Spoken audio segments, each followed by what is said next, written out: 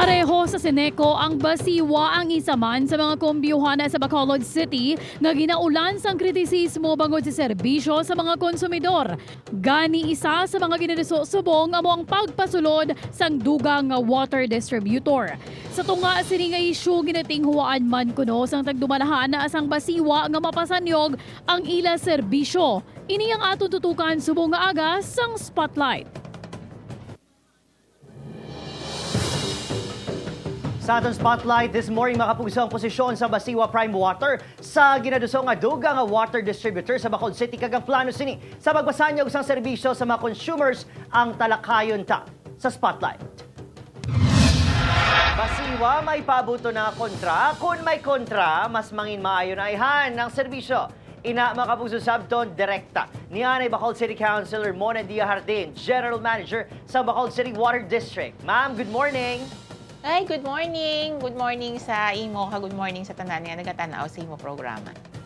May paabuto na kamo kontra santo sa proklamasyon, deklarasyon ni Bacolod City Mayor Alvin Benitez nga dismayado sa inyo serbisyo, ma'am. Yes, I do respect the opinion of the mayor, even the statement of the mayor, ginarespeto naton ina, no? Kay ti, we do not control and wala kami exclusive nga right sa paghatag sang serbisyo sang tubig diri sa Bacolod. So pwede gid siya nga mapasudlan sang aton nga alkalde sang isa ka water service provider ang aton nga syudad kung nakita niya nga kinahanglanon.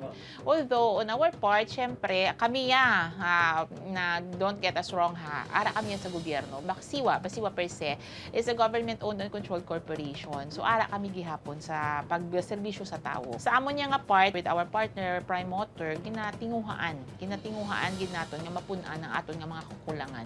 You mentioned before that it would take a while to solve water shortage bilang pinakadako nga problema sa Bacolod.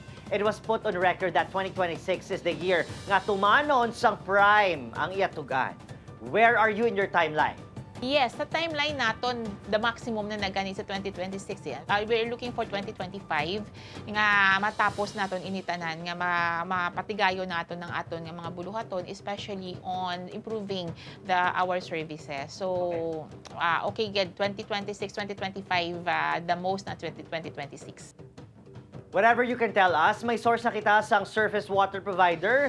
Anong kinalain sini versus deep well nga source sa aton tubig? I think 80% sa syudad, no? Let's talk about abolishing drilling against the free-flowing water that, when processed, magamit gid sa aton mga panimalay. Yes, we are already finalizing the memorandum of agreement with our surface water provider. Kinalain sang surface water from the deep well. For the information of our consumers, ang ginagamit natin subong is 80% naka-deep well kita eh. So kung magsiling kita deep well, that's ginadig siya sa ground, no? Because Bacolod is very rich in iron and manganese, amo na siya nga kung pagwaya sina, pagkadto sa aton nga mga tubo, tina, no? Amo na ginasiling naton nga turbid ang aton nga tubig.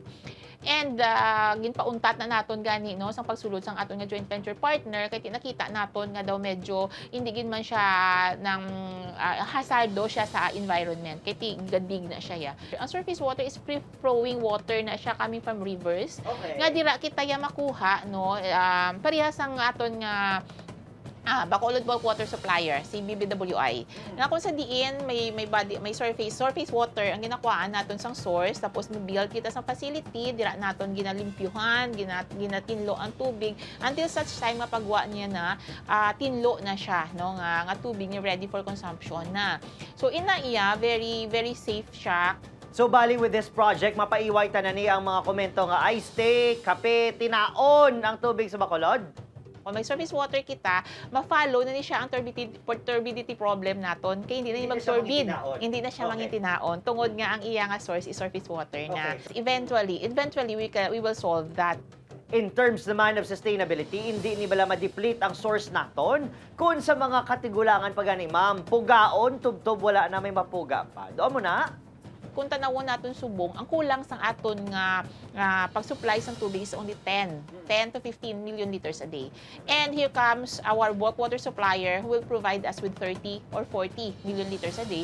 So meaning, even sa next 2 years na development ni Bacolod, we can still provide. Ang pag-build ng facility will take a maximum of 2 years. That's a maximum 2 years already. And for how long? It will take siguro many years as long as gina-replenish man lang nagyang aton nga river, and considering ang dako ang aton nga source. So definitely hindi gina siya ma-deplete, no? So we have hope. And not only that, we are developing surface water in the south, and we are also developing surface water in the north. So meaning hindi lang na siya ang aton nga source. So may ara man kita, nag-commitment kita sa province for their bulk water supply project, and eventually amo na nasiling ko, it will just take some time, pero we are getting there. Kay the most important thing there is we are working on it. Ginagiho naton. Ma'am, good morning. Next time naman. Yes, thank you. Good morning.